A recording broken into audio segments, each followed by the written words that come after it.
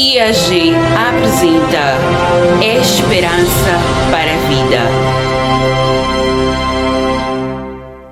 Santíssimo Deus, que nos mais altos Seu Senhor habita, te louvamos e bendizemos Teu santo nome pelas bênçãos que o Senhor tem derramado sobre nós.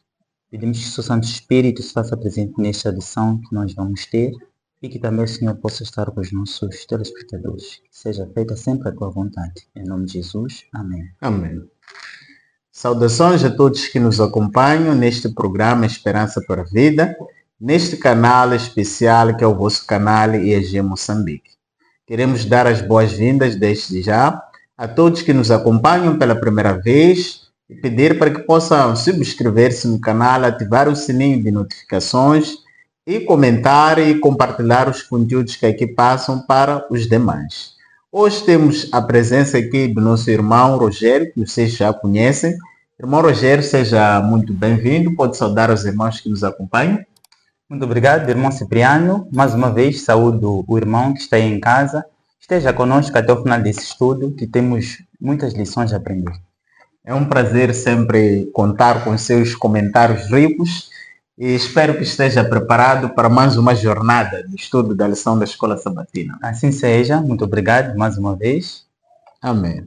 Então, nós estamos a estudar neste trimestre, este trimestre aqui, lições de fé no livro de Josué, que é um trimestre muito rico em lições que nós vamos ver ao longo desse trimestre, estudando o livro de Josué. Desde já queremos convidar a todos aqueles que estejam interessados em adquirir este trimestre para aproximar a Igreja Adventista Sétimo Dia que estiver próximo de si para requisitar este trimestre para receber as bênçãos que Deus preparou para cada um de vós através do estudo das lições.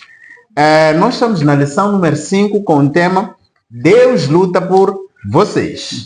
E o verso para memorizar se encontra no livro de Josué, capítulo 10, no versículo 42, que diz o seguinte: E de uma só vez Josué capturou todos esses reis e tomou-lhes as terras, porque o Senhor, o Deus de Israel, batalhava por Israel.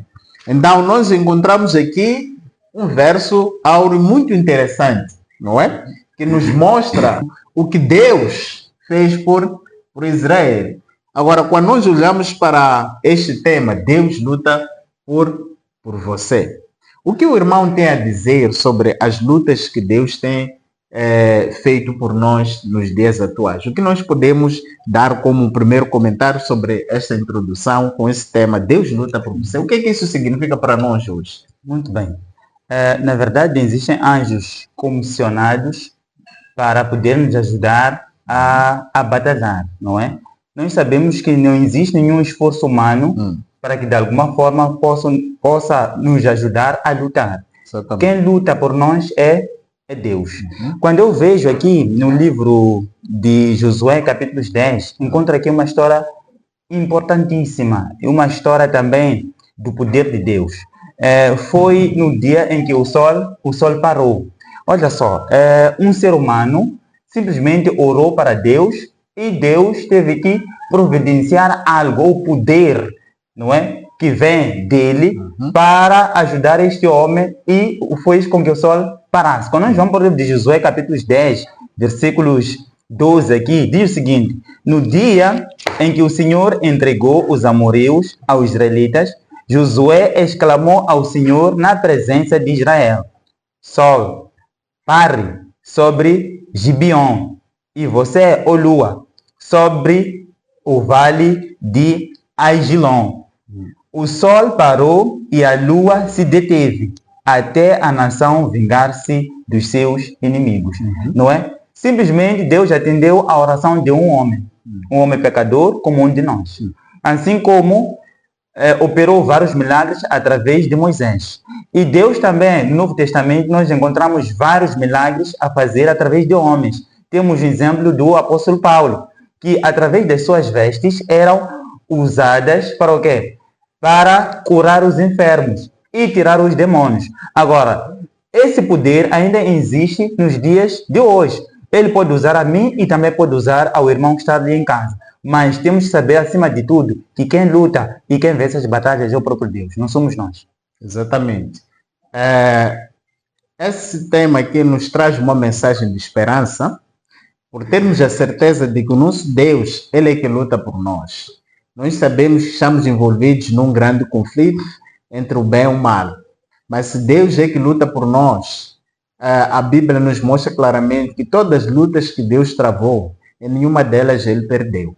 Então significa que se Ele luta por nós hoje, nós iremos alcançar a vitória, porque o nosso Deus é que luta por nós. Então nós avançamos e encontramos a iniquidade dos cananeus. O que eram os cananeus? E qual foi o pecado desses cananeus? Nós vamos ler alguns textos aqui para podermos abordar esses pecados que levaram com que eles fossem destruídos.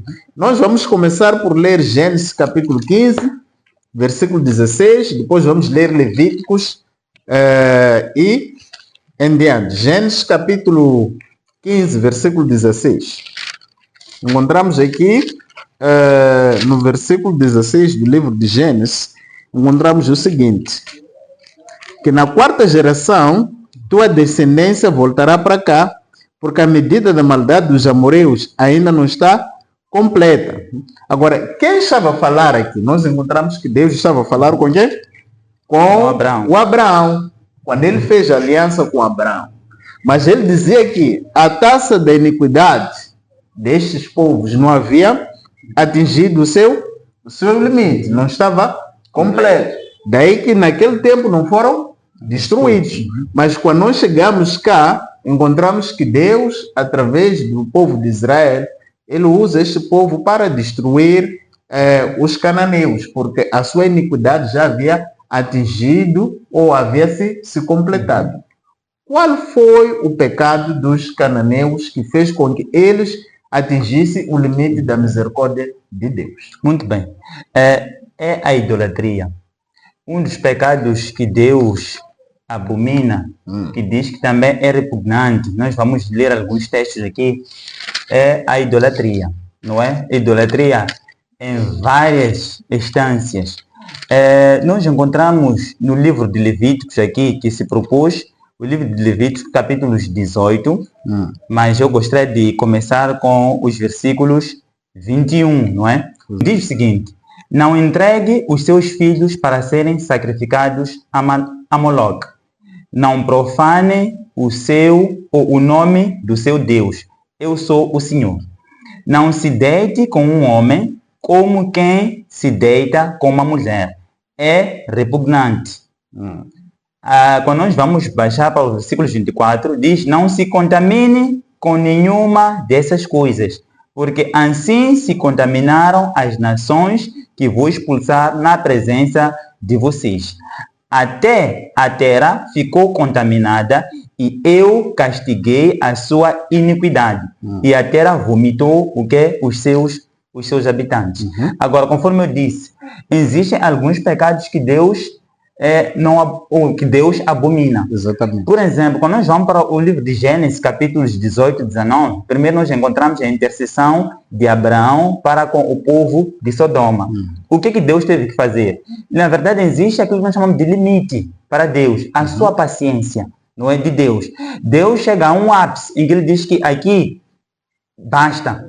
Por essa razão, nós vamos para o livro de Gênesis, capítulo 6, versículos 5, não é? Deus nos mostra que por causa da iniquidade do homem, não é? Ele teve que se arrepender de ter criado o quê? Ter criado esse homem. Mas o que aconteceu com Sodoma e Gomorra? Por causa dessa iniquidade que o homem tem, Deus teve que destruir, não é? Aquelas duas cidades, Sodoma e Gomorra, não é? Então, são coisas que Deus abomina. A feitiçaria, não é? A prostituição, estamos a falar aqui de um homem também que casava com quem? Com outro homem. É o que está a acontecer nos dias de hoje. E não só, aqui fala também do quê? De relações sexuais com quem? Com os animais. Que isso também é repugnante para quem? Para Deus. Quando nós vamos para o livro de Salmos, capítulo 106, versículos 36 até 38, vou convidar o irmão Cipriano. 136. Serviram seus ídolos que se transformaram em armadilha para eles. Sacrificaram seus filhos e filhas aos demônios. derramaram sangue inocente, o sangue de seus filhos e filhas que sacrificaram aos ídolos de Canaã, e a terra foi contaminada com sangue. Exatamente. Olha só, aqui encontramos o pecado de Canaã, não é? De sacrificarem os seus filhos aos deuses, aos demônios, não é? E aqui encontramos a contrafacção do próprio inimigo, do próprio Satanás. O que na verdade Satanás ele se alimenta? Se alimenta do sangue. Do sangue do quê? De pessoas. Por essa razão que ele usa várias coisas para poder ter o quê? O sangue. Hoje em dia, as pessoas vão ter com os curandeiros para poderem adquirir o quê? Riquezas. O que Satanás vai querer em troca? Vai querer o sangue. Isto não é de hoje. Sempre veio das terras longínquas. Assim como nós falamos aqui de Canaã, é o que está acontecendo nos dias de hoje. Quando eu vou para o livro Grande Conflito, aqui, capítulos 34, diz o seguinte, 34, Grande Conflito. Diz que os anjos decaídos que executam suas ordens aparecem como mensageiros do mundo, dos espíritos, ao mesmo tempo em que professam trazer os vivos em comunicação com os mortos, o príncipe do mal sobre eles exerce sua influência fascinante. E continua aqui, diz que ele tem poder para fazer surgir perante os homens a aparência de seus amigos falecidos. A contrafacção é perfeita. A expressão familiar, as palavras, o tom de voz são reproduzidos com maravilhosa exatidão. Muitos são consolados com a afirmativa de que seus queridos estão gozando a aventura celestial e, sem suspeita de perigo, dão ouvidos a espíritos enganadores e doutrinas do quê? De demônios. Este era o pecado que acontecia onde? Dentro dos cananeus, não é? Lá na terra de Canaã. Queridos, é a mesmíssima coisa que está acontecendo nos dias de hoje. A contrafação é perfeita. Que você em nenhum momento vai imaginar que este aqui, na verdade, é o meu quê? É o meu irmão que já faleceu. Você pensa que está a conversar com o vivo. Enquanto você está a conversar com quem? Com os anjos demoníacos, esses anjos caídos. E não só. Nesses últimos dias que nós vivemos, uma das artimanhas ou astúcias de Satanás é a imortalidade da alma, que vive se pregando muitas vezes em várias igrejas. Nós sabemos que quando o homem morreu, ou quando uma pessoa morreu, não voltará à vida. Assim como diz o livro de Eclesiastes, capítulos 9, versículos 6, que todos os pensamentos do homem já jazem aonde? No esquecimento, e nunca terá o quê? A vida dessa pessoa. Muito bom. Então, nós aqui vimos claramente que os pecados, né? Ou a iniquidade dos cananeus que levou à sua destruição, é aquilo que o irmão Rogério já avançava aqui, desde a questão do sacrifício de crianças, a feitiçaria, necromancia e espiritualismo. Que são elementos que hoje em dia também, conforme já vinha avançando, nós presenciamos na nossa sociedade, não é? No mundo inteiro nós conseguimos ver essas práticas se calhar de uma forma um pouco diferente, mas não deixam de ser as mesmas práticas. Mas Deus, no livro de Levítico, capítulo 18, no versículo 3, ele já havia alertado o seu povo sobre essas práticas. Ele diz que não imitareis os costumes da terra do Egito, onde habitaste, nem imitareis os costumes da terra de Canaã, para o qual eu vos levo. Não andareis segundo seus estatutos. Então, Deus hoje nos chama a não imitarmos esses costumes, não é? Que nós encontramos desde a questão do sacrifício de crianças, que é um culto também ao Moloch, não é? Conforme já vimos aqui na palavra de Deus. Mas aí no terceiro parágrafo, no segundo parágrafo da lição do domingo, encontramos o seguinte que o autor diz que a religião cananita se baseava na crença de que os fenômenos naturais que garantiam a fertilidade eram controlados pelas relações sexuais entre deuses e deusas. Assim, eles entendiam a atividade sexual das divindades em termos de seu próprio comportamento sexual. E seus rituais religiosos envolviam práticas sexuais que tinham o objetivo de incitar os deuses e deusas a fazer o mesmo. Esse conceito deu origem à chamada prostituição sagrada, no qual homens e mulheres se envolviam em ritos de orgia, tudo isso como parte de suas práticas religiosas. Então nós vimos aqui que a própria prostituição surge nesses tempos aqui, onde era um culto a esses deuses. Então nós vimos que a questão da imoralidade sexual hoje em dia também é um assunto que tem afetado muito a nossa sociedade. Desde a questão daquilo que se consome, sejam músicas. São músicas que levam as pessoas para a prática da imoralidade sexual. Desde as novelas, desde os filmes, por aí em diante. Então, nós estamos a ver uma sociedade que está a voltar a essas práticas, está a colocar em prática essas práticas, mas Deus chama a todos nós hoje para não imitarmos essas práticas. O seguinte, devemos nos afastar dessas práticas. Não sei se o irmão gostaria de dizer alguma coisa aqui. Exato. Falando da imoralidade sexual, nós no 2 de Timóteo, capítulos 3, versículos 1 até 4, aqui nos mostra os tempos em que nós estamos a viver. Diz o seguinte: saiba disto, nos últimos dias sobrevirão tempos de quê? Terríveis. Os homens serão egoístas, avarentos, presunçosos, arrogantes, blasfemos, desobedientes aos pais, ingratos, ímpios, sem amor pela família, irreconciliáveis, caluniadores, sem domínio próprio, cruéis, inimigos do bem, traidores, precipitados, soberbos, mais amantes dos prazeres do que amigos de Deus, tendo aparência de piedade, mas negando o seu poder. Afaste-se deles também. Não estamos a viver exatamente aquilo que está descrito aqui no livro de 2 de Timóteo. Agora, voltando também ao mesmo assunto, quando eu digo que idolatria, ir consultar aos feiticeiros, Deus abomina, é um dos pecados que afastou o rei Saul da presença de Deus, não é? Ele foi consultar a uma feiticeira, no capítulos 28 de 1 de Samuel, não é? O que terá acontecido? O profeta Samuel já havia morrido. Nós sabemos que Deus se comunicava através do profeta Samuel e depois dizia ao Saul. Agora, sabendo que não existia já nenhum comunicador entre Deus com o Saul, neste caso, por via de um profeta, o que Saul teve que fazer? Foi atrás de uma feiticeira para trazer de volta o Samuel.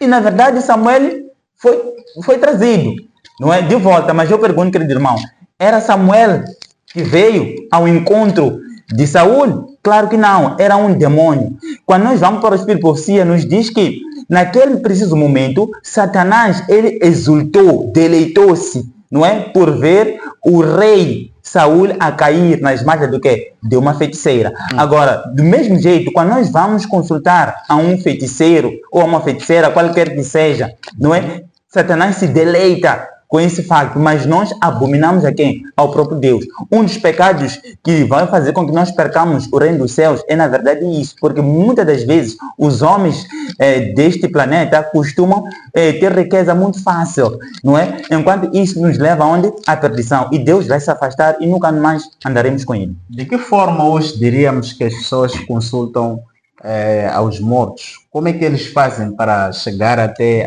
esse nível? Ou seja, qual é a fonte de consulta, né? Dos mortos hoje em dia? É através dos feiticeiros, a fonte, né? É através dos feiticeiros. Digo isso por quê?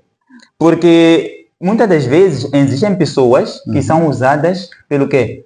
Pelo inimigo. Exatamente. E acabam falando para os outros, para que a riqueza que eu tenho, eu adquiri através disto, não é? Por exemplo, o que está acontecendo hoje, eu já recebi várias mensagens aqui no meu telefone, não é? Através desses que acabam recrutando pessoas para irem ao quê? Para consultar ao quê? Aos feiticeiros. Exatamente. Eu não sei se essa é a estratégia do próprio inimigo, não é? De usar essa via para poder angariar mais discípulos. Agora, existem outros que caem nessa, não é? Vão para lá e consultam e acabam criando uma afinidade com os próprios demônios. Mas nós sabemos que este é um dos pecados contra o Espírito Santo que Deus muito mais abomina. Ora, quando nós olhamos aqui, vimos que uma dessas práticas era a questão do espiritualismo. Quando nós olhamos hoje em dia, a sociedade, por exemplo, tem sido um ato normal, a prática, né, do espiritualismo, onde se professa a questão da imortalidade, aliás, da imortalidade da alma, não é? Onde muitos jovens, por exemplo, hoje são levados à prática do curandeirismo, porque às vezes aqui estamos a falar de feiticeiro, as pessoas podem trazer conceitos, né, que diferenciam, mas vamos lá. Os curandeiros, eles têm uma prática de consultar aos mortos. E a Bíblia vai nos dizer algo interessante aqui no livro de Isaías, capítulo 8. Em Isaías, capítulo 8, no versículo 19, encontramos aqui a palavra de Deus a dizer alguma coisa sobre aqueles que têm essas práticas. Não é? A Bíblia diz o seguinte: quando vos disserem, consultai os que consultam os mortos e os feiticeiros que sussurram e murmuram, responderei: por acaso um povo não consultará o seu Deus em favor dos vivos, se buscarão os mortos? Depois, verso 20, diz: a lei e o testemunho, se eles não falar conforme esta palavra, é que não há luz neles. Então, hoje, quando nós ouvimos homens a nos fazerem convites para irmos consultar a curandeiros, para irmos buscar até cobras, não é? Supondo que vai nos dar riqueza, a Bíblia nos diz que é a lei e o testemunho. Nós não devemos consultar aos mortos em busca de soluções para a vida humana, porque a Bíblia já deixa bem claro que os mortos nada sabem. E a Bíblia aqui em Isaías vai nos dizer que é algo abominável aos olhos do Senhor consultar aos mortos. Então, significa que é um pecado terrível diante de Deus hoje em dia consultarmos aos mortos, porque isso, quem está por detrás é o próprio inimigo, Satanás. Por isso que vimos a queda imediata do rei Saul, depois desta consulta que ele foi fazer, que nós sabemos que na verdade foi os demônios que personificaram o rei Saul, porque a Bíblia diz que todos que morrem estão a dormir na sepultura, à espera da ressurreição, tal como Lázaro dormiu, foi ressuscitado por Jesus Cristo. Jesus Cristo também dormiu quando morreu e ressuscitou no terceiro dia.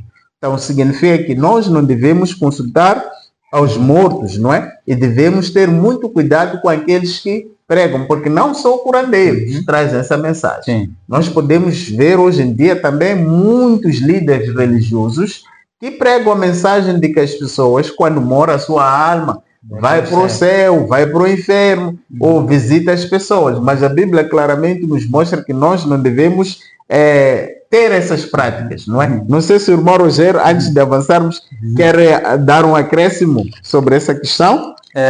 Na verdade, quando nós falamos da questão dos mortos, nós até devemos demorar tanto, porque é um pecado que muitos acabamos acariciando, não é? E tem um livro de Roger Morneau, não é? Que eu aconselho aos irmãos a procurarem para saber quais são os enganos que Satanás tem feito nos últimos dias. E também aqui no livro O Grande Conflito diz o seguinte: se os mortos são admitidos à presença de Deus e dos santos anjos, e se são favorecidos com conhecimentos que superam em muito a que antes possuíam, por que não voltariam eles à terra para iluminar e instruir os vivos? Estamos bem, não é? Então, aqui está claro que quando um morto, ou quando uma pessoa morre, morreu. Em nenhum momento essa pessoa trará o quê? A vida. E também, para terminar, no livro de Eclesiastes, capítulos 12, versículos 7, diz que o pó volta aonde? À terra, de onde veio. E o espírito volta a Deus, que o fez, ou que o deu. Estamos vendo? Então, está mais que claro que se aparecer alguém que morreu, diz que é meu tio ou é meu irmão, não é? Esta pessoa é um demônio que está a fazer a contrafação do quê? Do meu irmão ou do meu tio. Não é meu irmão, porque meu irmão morreu. O pó volta para onde? Para a terra. Porque quando nós vamos para o livro de Gênesis, capítulos 2, 7, nós encontramos a forma como o homem foi criado. Nós entendemos que o homem saiu de onde? Do pó da terra, e Deus deu o fôlego de vida, e o homem passou a ser o quê? Ser uma pessoa o quê? Vivente. não é? Então, a partir daqui, diz que este pó da pessoa, quando morre, volta para onde? Para a terra. E o fôlego de vida, o espírito, volta para onde? Para Deus, para quem o deu. Aqui está mais claro. Então, não existe isso de uma pessoa voltou a viver enquanto morreu. Veja que nesses últimos dias, a santificação junto ao falso sábado serão dois elementos que Satanás usa para colocar ou manter preso a maior parte dos filhos de Deus, não é? Sobre as suas guerras. A Bíblia, em Eclesiastes capítulo 9, no versículo 5, diz: pois os vivos sabem que morrerão, mas os mortos não sabem de nada. Não haverá recompensa para eles, não se tem mais lembrança deles. O amor, no verso 6, o amor, o ódio e a inveja deles já desapareceram. Nunca mais terão parte alguma no que se faz debaixo do sol. Então, muitas das vezes, as pessoas são levadas a praticar ritos, não é? Sim. Que, na verdade, são ritos que estão a ser invocados lá os demônios. Se as pessoas se aperceber, a maior parte das pessoas que acabam participando desses eventos. Mas a palavra de Deus é claro, queridos irmãos, que os mortos nada sabem. Se alguém morreu pobre, essa pessoa, você pode lhe invocar do jeito que quiser, mas essa pessoa não tem capacidade de te fazer enriquecer. Porque é uma pessoa que até nem consegue ouvir nada daquilo que você vai dizendo naquele momento em que vai invocar, porque a pessoa está dormindo. Ou seja, a pessoa morreu à espera da ressurreição. A palavra de Deus é muito clara. E temos aquelas situações em que as pessoas dizem que os mortos podem nos visitar nas nossas casas. São demônios, queridos irmãos. A Bíblia, no livro de Jó, no capítulo 7, no versículo 9, diz o seguinte: assim como a nuvem se desfaz e some, aquele que desce à sepultura nunca voltará a subir. Verso 10. Nunca mais voltará à sua casa, nem mesmo o seu lugar o conhecerá mais. Então, aqui é claro, queridos irmãos, que a Bíblia nos mostra que os mortos não podem voltar a nos visitar nas nossas casas. Mas sim, são demônios que podem fazer esses atos. O que nós precisamos fazer é combater as hostes espirituais, usando a armadura de Deus. Por isso que o tema central da nossa lição é: Deus luta por nós. Então precisamos nos revestir da armadura de Deus. Então só assim nós vamos obter a vitória sobre esses males. E para terminar, a Bíblia nos mostra claramente que não foi um ato repentino a destruição dos cananeus. Porque podíamos olhar que Deus decidiu destruí-los quando chegaram ali para tomar a terra. Claramente que não. Por isso que lemos lá em Gênesis que Deus tinha dito que ainda não haviam atingido o limite. Por isso que tiveram muito tempo. Mas esse tempo que tiveram, qual é? É o tempo em que os patriarcas que lá se fizeram presentes, eles, como a luz do mundo, eles pregavam a mensagem para que essas pessoas viessem a se arrepender dos seus pecados. Por isso que aí o último parágrafo da lição diz que a eliminação dos cananeus, portanto, não foi uma decisão repentina tomada por Deus no momento em que estava prestes a dar a terra de Canaã aos israelitas. Na verdade, os habitantes de Canaã receberam um longo tempo de graça, não é? Durante o qual tiveram a oportunidade de conhecer a Deus e seu caráter, por meio do testemunho dos patriarcas que viveram entre eles. Os cananeus tiveram todas as oportunidades, mas, obviamente, as desperdiçaram e continuaram em suas práticas abomináveis, até que o Senhor precisou pôr fim a elas. Então, nós vemos aqui claramente.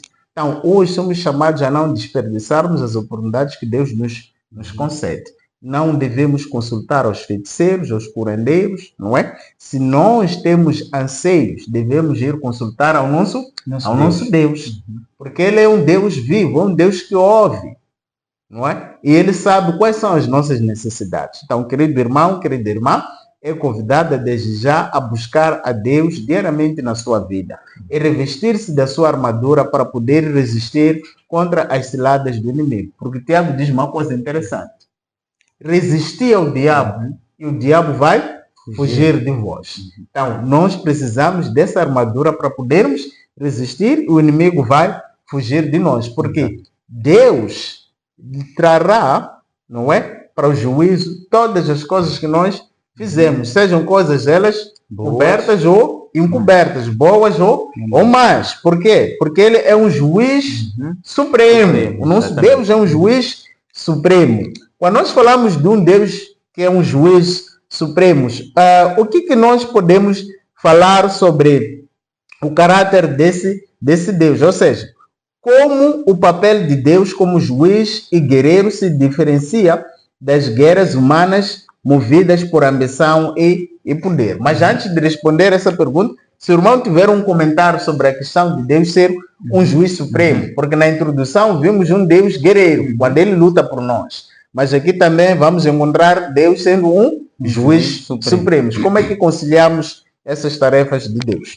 Bom, quando nós vamos para o livro de Gênesis, capítulos 18, versículos 25, encontramos aqui alguma passagem muitíssimo importante. Gênesis 18, 25. Diz o seguinte aqui: longe de ti fazer tal coisa, matar o justo com o ímpio, tratando o justo e o ímpio da mesma maneira.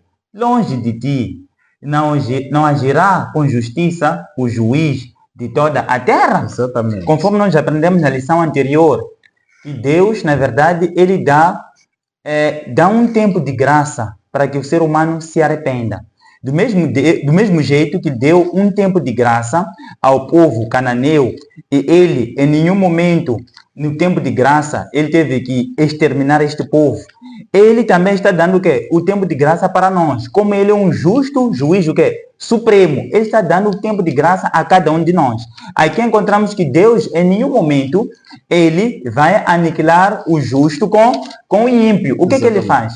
Ele costuma separar o joio do trigo. Assim como aconteceu nos tempos de Noé. Capítulos 24 do livro de Mateus, 37 e 38. Diz o seguinte, que assim como aconteceu onde? Nos tempos de Noé. O que aconteceu nos tempos de Noé? Foram destruídos pelo quê? Pela água. Mas lá houveram remanescentes. Não é?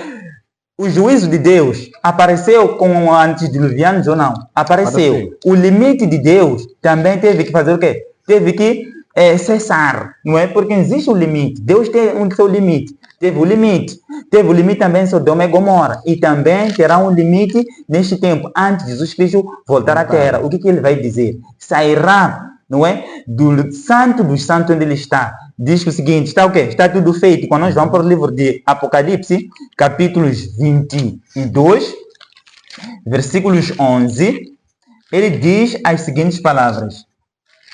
Versículos 11.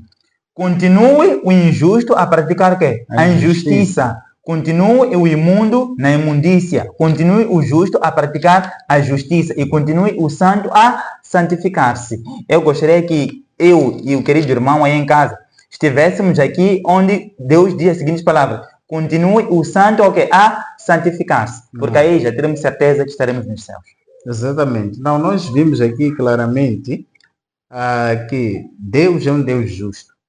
Tanto para os ímpios, ele vai agir de forma justa, mas tanto para o justo vai agir também de forma justa. Então, nós precisamos nos esforçar para refletirmos aquilo que é o caráter de Deus. Eu gostaria que lêssemos o livro de Deuteronômio, capítulo 9, versículo 4 a 5. Diz o seguinte: depois que o Senhor teu Deus os tiver expulsado de diante de ti, não digas no coração, por causa da minha justiça é que o Senhor me introduziu nesta terra, para dela tomar posse, porque é pela culpa destas nações que o Senhor as expulsou da tua frente.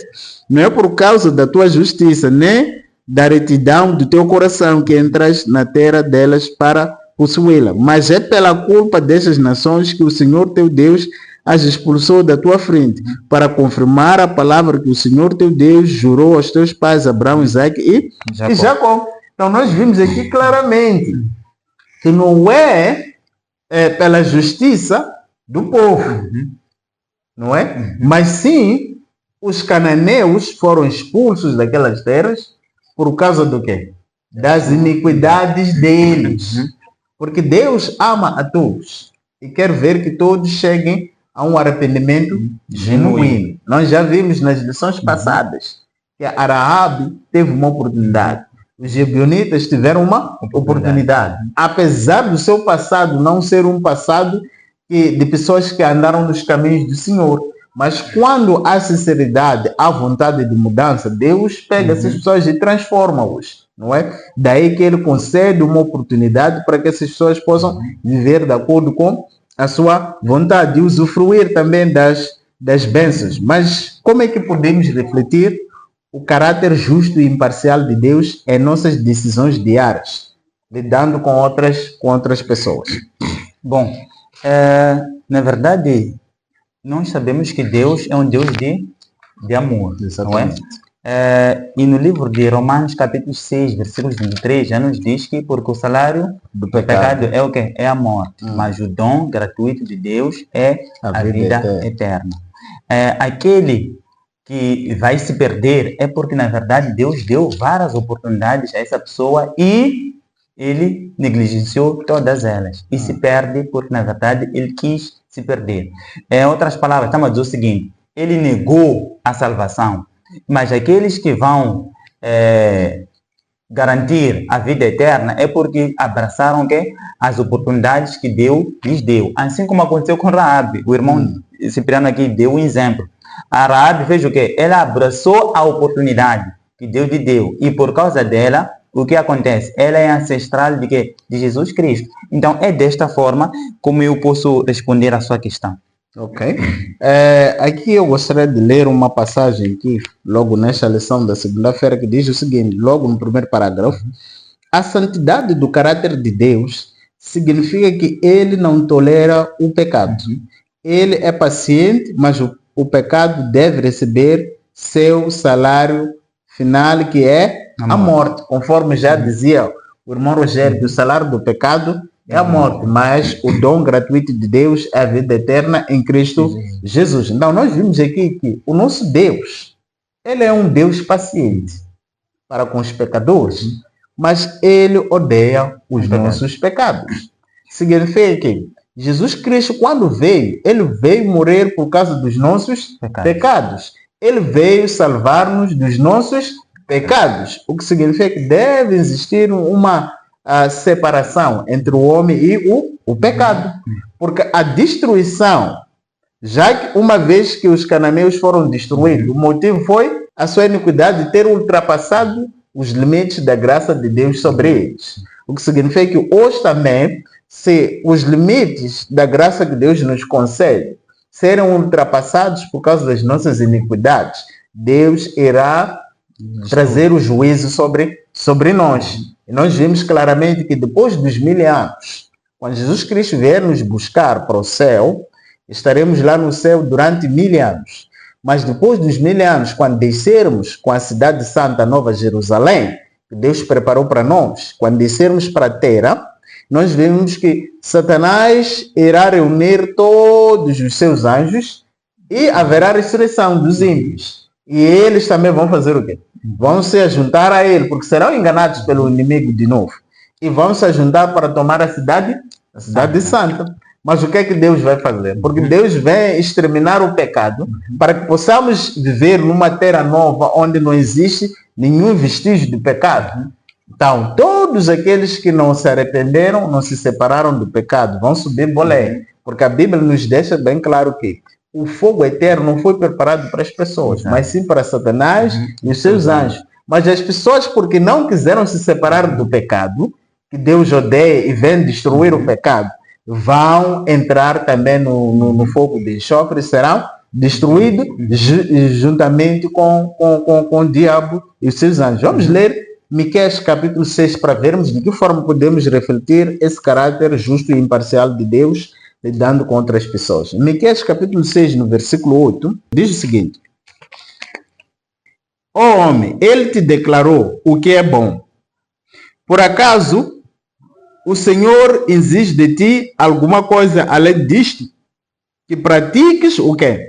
A justiça, ames o quê? A misericórdia e andes em humildade com teu Deus. Então, esses são os requisitos práticos e simples de podermos refletir aquilo que é o caráter de Deus, o caráter justo e de forma imparcial. O segredo está em amarmos a justiça. Se nós amarmos a justiça, significa que nós vamos buscar andar nos caminhos retos do nosso Deus. Podemos finalizar aí, o irmão pode nos ajudar a ler Tiago, capítulo 2, de versículo 1 a 4. Tiago 2, Versículo 1 a 4. 2, 1 a 4, diz o seguinte: Meus irmãos, como crentes em nosso glorioso Senhor Jesus Cristo, não façam diferença entre as pessoas, tratando-as com parcialidade. Suponham que na reunião de vocês, entre um homem com anel de ouro e roupas finas, e também entre um pobre com roupas velhas e sujas, se vocês derem atenção especial ao homem que está vestido com roupas finas e disserem, aqui está um lugar apropriado para o Senhor, mas disserem ao pobre, você fique em pé ali, ou sente-se no chão junto ao estrado onde ponho os meus pés, não estarão fazendo discriminação, fazendo julgamentos com critérios errados? Então, nós vimos aqui claramente. Por isso, quando falávamos de andarmos no caminho justo, nós vamos ter que agir de forma justa e de forma imparcial. Porque aí o apelo é sermos pessoas imparciais, tratarmos a todo mundo de igual forma. Assim como Deus faz chover para os justos, assim como para os injustos, os ímpios. Então, nós precisamos agir de igual forma. Quando nós refletirmos no verdadeiro sentido daquilo que é o caráter de Deus. E no último parágrafo aí da lição diz que dizer que Yahvé é guerreiro significa que, como juiz, ele está comprometido em implementar, promover e manter o governo da lei, que é o reflexo de seu caráter. A imagem de Deus como guerreiro, semelhante à de juiz e rei, ensina que Yahvé não tolerará para sempre a rebelião contra a sua ordem estabelecida. Portanto, podemos dizer que o objetivo da atuação de Yahvé nunca é guerra em si, ou mesmo a vitória em si, mas o restabelecimento da justiça, da paz, em última análise, julgar e fazer guerra ou promover a justiça. São a mesma coisa se Deus for sujeito dessa ação.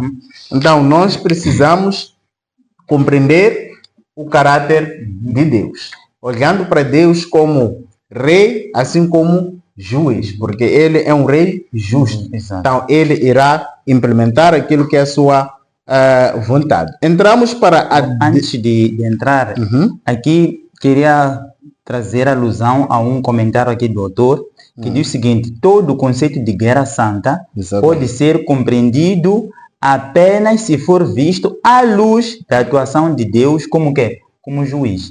Não existe isso de dizer que esta guerra que eu estou a declarar, ou esta guerra que eu estou aqui a fazer, é porque é uma guerra que Deus me instituiu, não é? Deus, na verdade, ele nunca foi a favor de quê? De guerra. Foi através da desobediência do ser humano que Deus teve que dar esta particularidade ou este dever para que a nação israelita pudesse guerrear com uma outra nação. Então, foi por causa da desobediência. Agora, em nenhum momento nós devemos nos rebelar com uma nação e dizemos que esta é uma guerra santa. Quem instituiu foi o quê? Foi Deus. Porque as guerras terminaram onde? Lá, no Antigo Testamento. Nós vemos no Novo Testamento que não existe nenhuma guerra, mas sim perseguição contra o quê? Contra os cristãos. Não é? Mas entendamos que Deus sempre foi o quê? O mesmo, tanto do Antigo Testamento assim como do Novo Testamento. Muito obrigado. Porque realmente temos visto isso desde a história, assim como nos dias atuais. Há movimentos que se levantam e vão criando guerras. Estão rotulados estas guerras como guerras santas, mas não tem a aprovação do nosso Deus. Então nós também não podemos ser pessoas que se envolvem nesse tipo de guerras. A nossa batalha é uma batalha espiritual contra as hostes do nosso inimigo. Então precisamos mais uma vez nos revestir da armadura de Deus. E guerras também podemos falar de manifestações, não é? Não estamos aí a nos manifestarmos. Eu pergunto, a se manifestar para quê? Estão a perceber? Será que que está a se preparar para os céus deve se manifestar? No livro da irmã Helena White diz que nós, na verdade, devemos sair da política, para que de alguma forma nós não cheguemos até esses extremos. Agora, atenção, querido irmão, guerras podemos olhar de várias circunstâncias. Tem muitas pessoas que estão a morrer ou morreram por causa das manifestações. Agora, nós temos que revestir a couraça de Deus, conforme disse aqui o irmão Cipriano. Ok?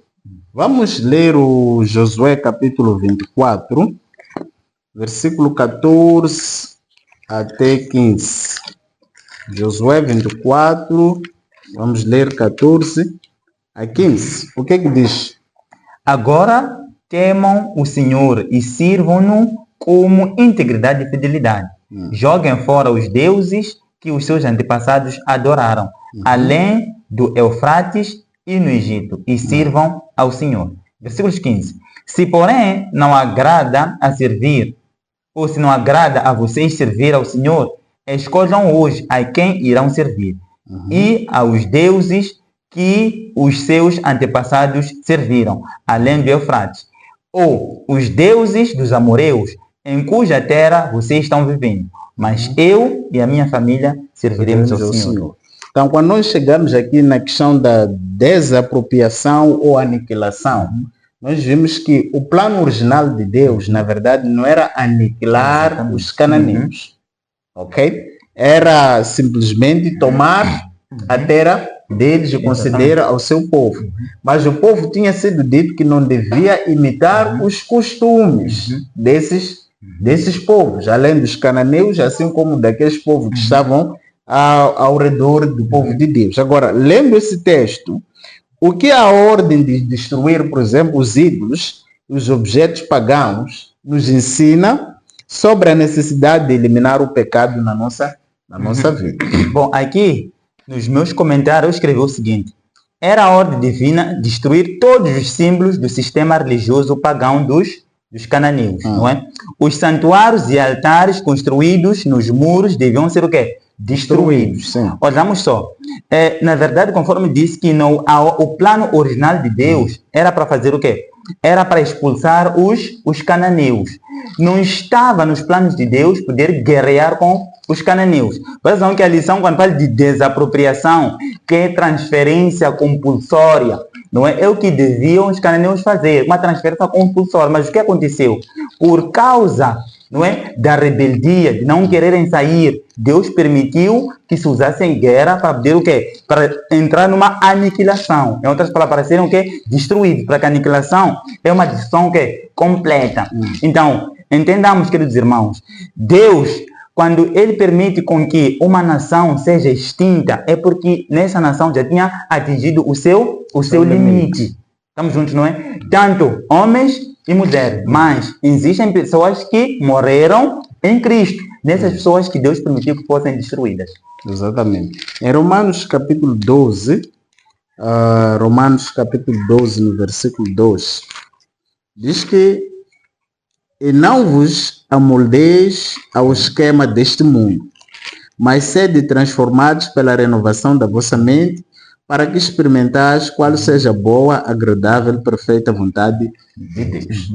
Para que o povo mantivesse-se fiel a Deus e fizesse aquilo que é a vontade de Deus, deviam se afastar de tudo que fazia parte daquilo que era a cultura dos cananeus. Desde o sistema de adoração dos cananeus, não podia ter uma influência sobre o sistema de adoração do povo de Deus. Porque nós vimos que os cananeus eram aqueles que tinham deuses, ou seja, eram idólatras, adoravam muitos deuses, o que era abominável aos olhos do nosso Deus. Daí que esse ato deve nos mostrar o quão Deus abomina os nossos pecados. Exatamente. Nós precisamos sim obter a vitória sobre o pecado. Porque tal como Cristo foi vitorioso, todo aquele que estiver em Cristo e buscar a Deus de todo o coração e permitir com que o Espírito Santo lhe use, vai obter a vitória sobre o pecado. Porque nós não somos tentados acima daquilo que são as capacidades que Deus nos concedeu de lutarmos contra o pecado. Isso está em 1 Coríntios, capítulo 10, versículo 13. Ele diz que antes mesmo que o pecado chegasse a nós, Deus nos fornece um escape para que possamos suportar a tentação. Então, nós precisamos ser pessoas submissas àquilo que é a vontade de Deus.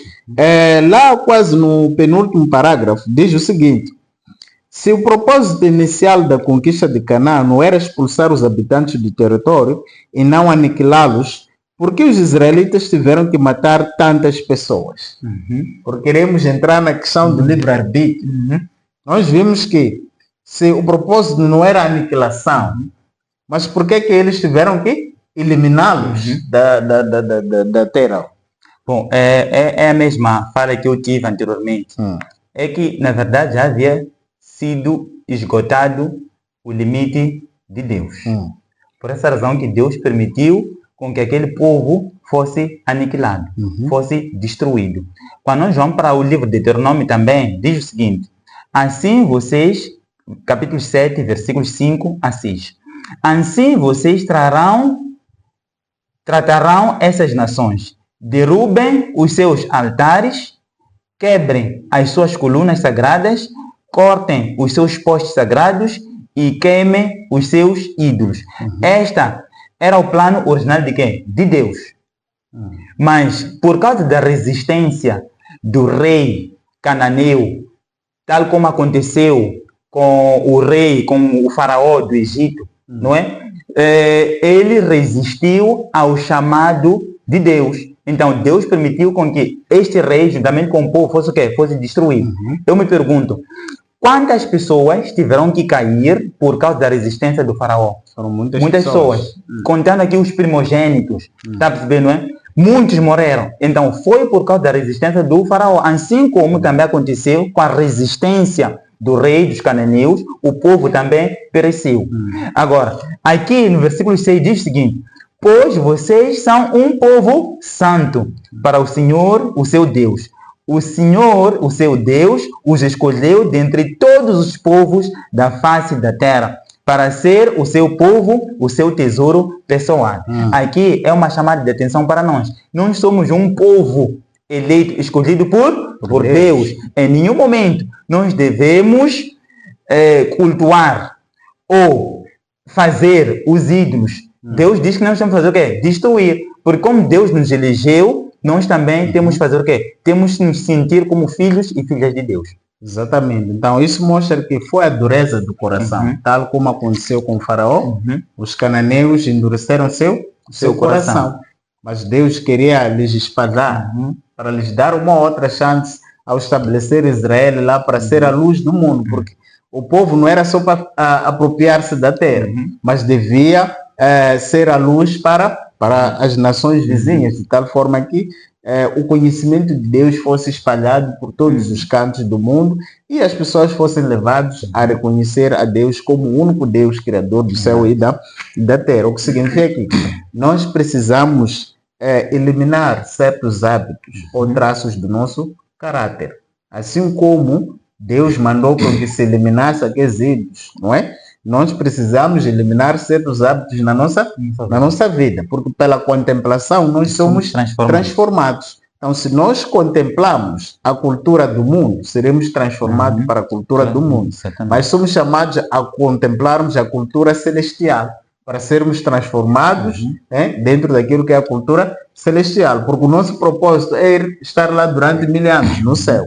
Então precisamos contemplar isso ainda aqui. Agora, entrando na questão do livre-arbítrio, muitos definem o livre-arbítrio como a escolha entre o bem e o mal. Será que o irmão comunga dessa ideia? Ou o que seria o livre-arbítrio? O que podemos aprender dessa lição sobre o livre-arbítrio? Bom, para mim, o livre-arbítrio é o poder que Deus nos dá para tomarmos as nossas próprias decisões, que essas decisões devem ir de acordo com os planos ou ideias de Deus. Exatamente. Então, eu defino assim o livre-arbítrio. Se for o teu caso, irmão, que acha que o livre-arbítrio é a escolha entre o bem e o mal,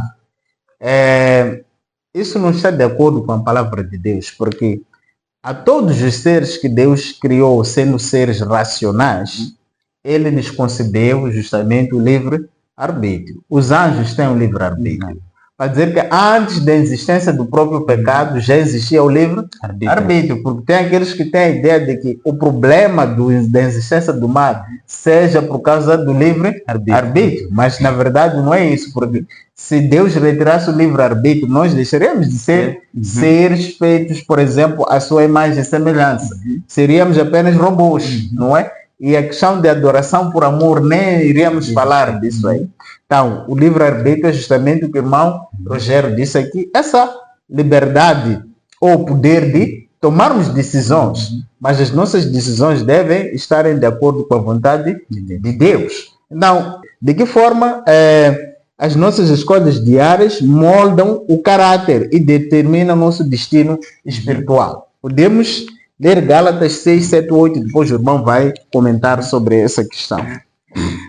Em Gálatas, capítulo 6, vou ler aqui, versículo 7 e 8. Gálatas 6, 7, 8. Diz o seguinte: não vos enganeis, Deus não se deixa zombar. Portanto, tudo que o homem semear, isso também colherá. Pois quem semeia para a sua carne, da carne colherá ruína, mas quem semeia para o Espírito, do Espírito colherá a vida eterna. Então, como é que isso, as nossas escolhas diárias, né, moldam o nosso caráter e determinam o nosso destino espiritual? É através, nós temos que escolher sempre nos aperfeiçoarmos para o bem. Em outras palavras, amadurecermos para o bem. Exatamente. Quando nós vamos para o livro de Salmos 119, versículo 105, nos diz que a Bíblia, ela é o quê? É lâmpada para os meus pés e luz para o meu caminho, não é? Agora, se a minha vida sempre é consumir coisas más, o que vai acontecer com o meu caráter? Vai ser aperfeiçoado para o quê? Para o mal.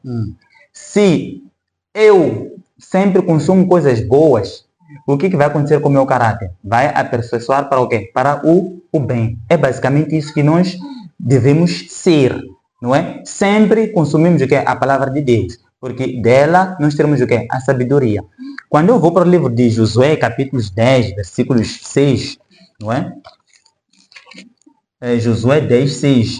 Aqui encontro algumas passagens dos Gibeonitas, né? Quando eu vou para o livro-arbítrio, diz que os Gibeonitas enviaram esta mensagem a Josué no acampamento de Gilgal: não abandone os seus servos. Venha depressa, salve-nos, ajude-nos, pois todos os reis amoreus que vivem nas montanhas se uniram contra o quê? Contra nós. Olha só, queridos, nos versículos anteriores, nós encontramos que os Gibeonitas fizeram uma aliança com o povo de Israel. Está percebendo, não é? Por causa daquele acordo que os Gibeonitas fizeram, eles estavam aqui impuros. Então nós vamos decorrer o quê? Vamos decorrer ao povo de Israel. Porque Josué, ele nos garantiu alguma coisa, que ele sempre estará com quê? Conosco. E ele não pode mudar o seu livre-arbítrio. Ele não pode mudar. Então, por causa disso, o que aconteceu? Josué teve que lutar a favor do que? Dos Gibeonitas. Por essa razão, foi nesse dia em que o sol parou. É interessante que em Provérbios 14, versículo 12, diz que há um caminho que ao homem parece correto, mas o fim dele conduz à morte. Então, nós temos que saber em que caminho nós estamos a ser guiados, não é? Porque o caminho que nós escolhemos pode ser um caminho que nos leve à morte, assim como pode ser um caminho que nos leve à vida eterna. O que significa que cada decisão que nós tomamos nessa jornada, neste caminho, determina o que nós vamos escolher, não é? Se nós vamos escolher a vida eterna ou vamos escolher a morte eterna. E desde que o pecado entrou no mundo, não há meio termo. Não há que eu não escolho bem, nem escolho mal. Sou uma pessoa neutra. Não há neutralidade. Porque desde que existe o pecado neste mundo, nós estamos envolvidos num grande conflito entre o bem e o mal. Ou a bênção, ou escolhemos a bênção, ou escolhemos a maldição. Então, nós precisamos compreender este ponto que não há neutralidade, não é? Nessa questão do livre-arbítrio, que nos permite, hoje em dia, termos que decidir de que lado nós estamos. Não sei se tem mais algo antes de avançarmos. Eu queria simplesmente ler aqui o o livro Patriarcas e Profetas, só para terminar, porque na verdade nos céus havia uma harmonia, não é? Quando falamos do livre-arbítrio, diz o seguinte aqui, Patriarcas e Profetas, capítulo 1. Enquanto todos os seres criados reconheceram a lealdade pelo amor, houve perfeita harmonia por todo o universo de Deus. Era a alegria da hoste celestial cumprir o propósito do Criador. Deleitavam-se em refletir a sua glória e patentear o seu louvor. Enquanto foi supremo amor para com Deus, o amor de uns para com os outros foi cheio de confiança e abnegado. Nenhuma nota discordante havia para deslustrar as harmonias celestiais. Sobreveio, porém, uma mudança neste estado de felicidade. Houve um ser que perverteu a liberdade que Deus concedera às suas criaturas. O pecado originou-se com aquele que, abaixo de Cristo, fora o mais honrado por Deus e o mais elevado em poder e glória entre os habitantes do céu. Lúcifer, filho da alva, era o primeiro dos querubins cobridores. Santo e incontaminado, permanecia na presença do grande Criador e os incessantes raios de glória que cercavam o eterno Deus repousavam sobre ele. Assim diz o Senhor Jeová: Tu és o aferidor da medida, cheio de sabedoria e perfeito em formosura. Estavas no Éden, jardim de Deus. Toda a pedra preciosa era tua cobertura. Tu eras querubim ungido para proteger e te estabeleci no Monte Santo de Deus. Estavas no meio das pedras afogueadas, andavas.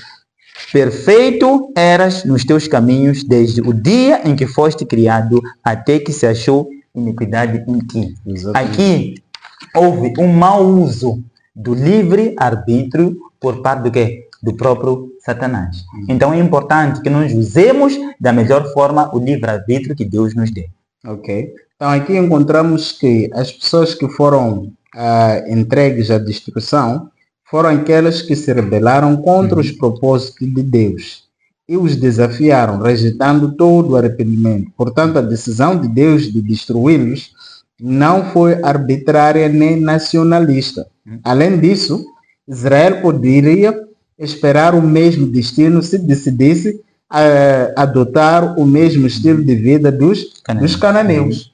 Então, para dizer que quando se diz que Deus age de forma justa e imparcial, significa que os mesmos requisitos que ele colocou para os cananeus são os mesmos requisitos que ele coloca para o seu povo.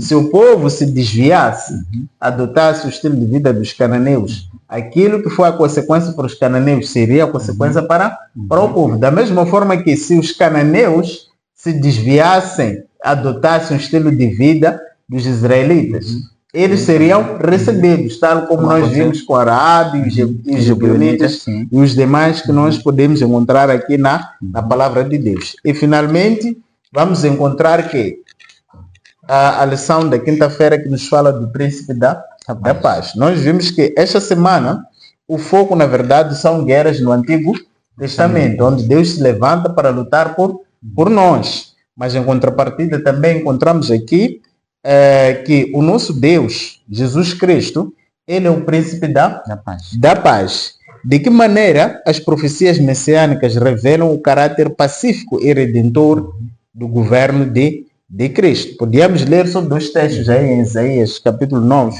Vamos lá, Isaías capítulo 9, depois o irmão vai comentar.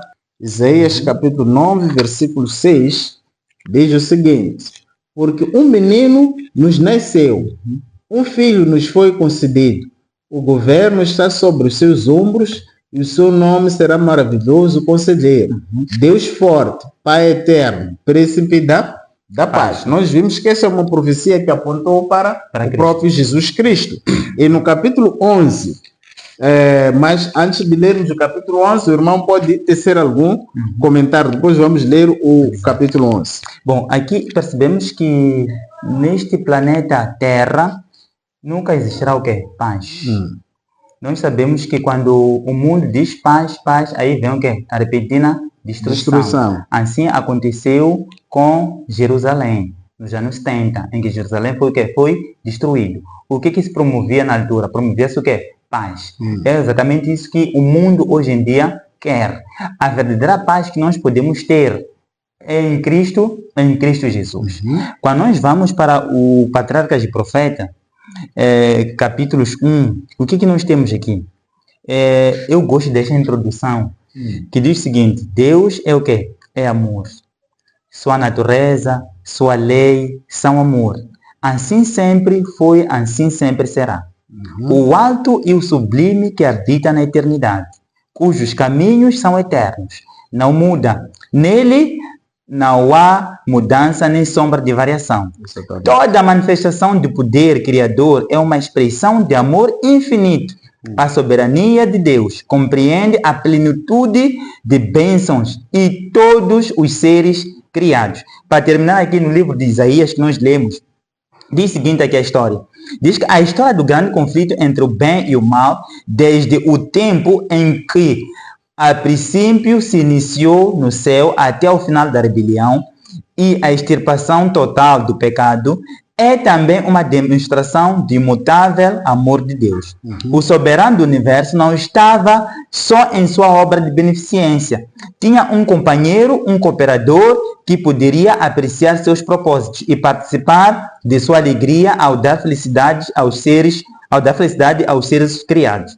No princípio era o Verbo, e o Verbo estava com Deus, e o Verbo era Deus. Ele estava no princípio com Deus. Cristo, o Verbo, o unigênito de Deus, era um com o eterno Pai. Um é natureza e caráter, com o propósito, em outras palavras, vou repetir, um é natureza, caráter, propósito. O único ser que poderá penetrar em todos os conselhos e propósitos de Deus. O seu nome será o quê? Maravilhoso, Conselheiro, Deus forte, Pai de eternidade e Príncipe da paz. Que nós já encontramos no livro de Isaías, capítulos 9, versículos 6. Exatamente. Então, nós, apesar de estarmos a viver neste grande conflito num mundo tumultuoso, quando Jesus Cristo veio pela primeira vez, ele inaugurou o reino da graça, não é? Mas aqui encontramos a esperança de que ele virá pela segunda vez para inaugurar o reino da paz, que é o reino da glória. Neste reino da glória, que será o reino da paz, Isaías capítulo 11, no versículo 7, em casa vocês podem ler a partir do versículo 1, mas nós só vamos ler 2 versículos aqui. Diz que a vaca e a ursa pastarão juntas, e as suas crias se deitarão juntas, e o leão comerá paja como o boi. A criança de peito brincará sobre a toca da cobra, e a desmamada porá a mão na cova da vibra. Não se fará mal nem dano algum em todo o meu santo monte, porque a terra se encherá do conhecimento do Senhor, como as águas cobrem o mar. Então, neste reino de paz que Deus pretende estabelecer quando ele voltar, que é o reino da glória, nós veremos que tanto o homem assim como os animais viveremos em harmonia, em paz. Assim como a imagem da introdução da lição desta semana, de sábado, mostra um cordeiro e um leão em harmonia. Então, isso vai se concretizar quando Jesus Cristo voltar a nos buscar. Quando nós estivermos a viver no reino da glória, nós não veremos falar mais de guerras, não haverá mais mortes, porque o mundo ou toda a terra vai se encher do conhecimento do nosso Deus, o que significa que hoje nós podemos estar a passar por momentos turbulentos na nossa vida, mas a maior esperança que nós temos é que quando Deus estabelecer o reino da glória, haverá paz, porque o conhecimento desse Deus terá se espalhado em todas as nações e todos nós seremos levados a vivermos em harmonia. Os animais, eu costumo dizer que é onde os animais vão a cantar, não é? Cantar no sentido de não terão medo, porque nenhum homem vai pegar uma faca atrás de uma galinha ou atrás de um cabrito. Os animais não vão fugir do homem, porque todos nós estaremos a viver em harmonia, onde não há morte. Não há morte. Então, essa é a mensagem que nós encontramos aqui nessa lição, que apesar das guerras que hoje existem, Deus vai restabelecer a paz em todo o mundo. Irmão Rogério, nós chegamos ao fim do nosso estudo. Queremos abrir este momento para últimas considerações. Bom, quero ler os 2 versículos de esperança para o querido irmão que está aí em casa. O primeiro verso nós encontramos no livro de Daniel, capítulo 12, versículos 1, que diz o seguinte: naquela ocasião, Miguel, o grande príncipe que protege o seu povo, se levantará. Haverá um tempo de angústia como nunca houve, desde o início das nações até então. Mas naquela ocasião, o seu povo, todo aquele cujo nome está escrito no livro, será o quê? Será liberto. Estávamos a falar de guerras aqui. E também neste tempo haverá o quê? Guerras, tanto espirituais, assim como guerras físicas. Mas o que acontece aqui? Existirá alguém que estará a lutar por nós. Que esta pessoa, este ser, é o arcanjo Miguel. Quando nós vamos para o livro de Apocalipse, capítulos 21, versículos 1 a 4, diz o seguinte, eu vou ler 1, 2, depois vou ler aqui o 4, diz o seguinte: então vi novos céus e a nova terra, pois o primeiro céu e a primeira terra tinham passado, e o mar já não existia. Vi a cidade santa, a nova Jerusalém, que descia dos céus, da parte de Deus, preparada como uma noiva adornada para o seu marido. Versículos 4 diz o seguinte: ele enxugará de seus olhos toda lágrima. Não haverá mais morte, nem tristeza, nem choro, nem dor, pois a antiga ordem já passou. Amém. É basicamente isso que nós queremos estar ou viver com o nosso Deus. Querido irmão, esta é a única esperança que nos faz persistir aqui na Terra, que é viver com Cristo para toda a eternidade. Amém. Então, assim nós chegamos ao fim do estudo da nossa lição. Desde já queremos convidar a todos que ainda não estão inscritos no canal para que possam se inscrever neste canal, ativar o sininho de notificações e compartilhar este vídeo com os demais, colocando também aí um like e os vossos comentários, que também vão nos ajudar a enriquecer aquilo que é a nossa lição. E deixamos como último texto aqui o capítulo 5 de Mateus, o versículo 8 e o versículo 9. A Bíblia diz que bem-aventurado os limpos de coração, pois verão a Deus. Nós queremos convidar a si, querido irmão, querida irmã, que nos acompanha, a purificar o seu coração, pois somente os que estiverem limpos de coração é que verão a Deus. No versículo 9, somos chamados a refletir esse caráter, desse aspecto da parte de Deus ser o príncipe da paz. No verso 9 diz: bem-aventurado os pacificadores, pois serão chamados filhos de Deus. Então, se você deseja ser chamado de filho de Deus, hoje você é chamado neste mundo de guerras a ser um pacificador. Mas a paz que nós buscamos é a paz em Cristo. Não é a paz que o mundo nos dá, mas a paz que o nosso Deus nos concede. Nós precisamos ser homens e mulheres pacificadores. E contamos com a vossa presença para darmos continuidade ao estudo desta lição na próxima semana. Que Deus possa vos abençoar. Em nome de Jesus. Amém. IAG. Juntos avançaremos.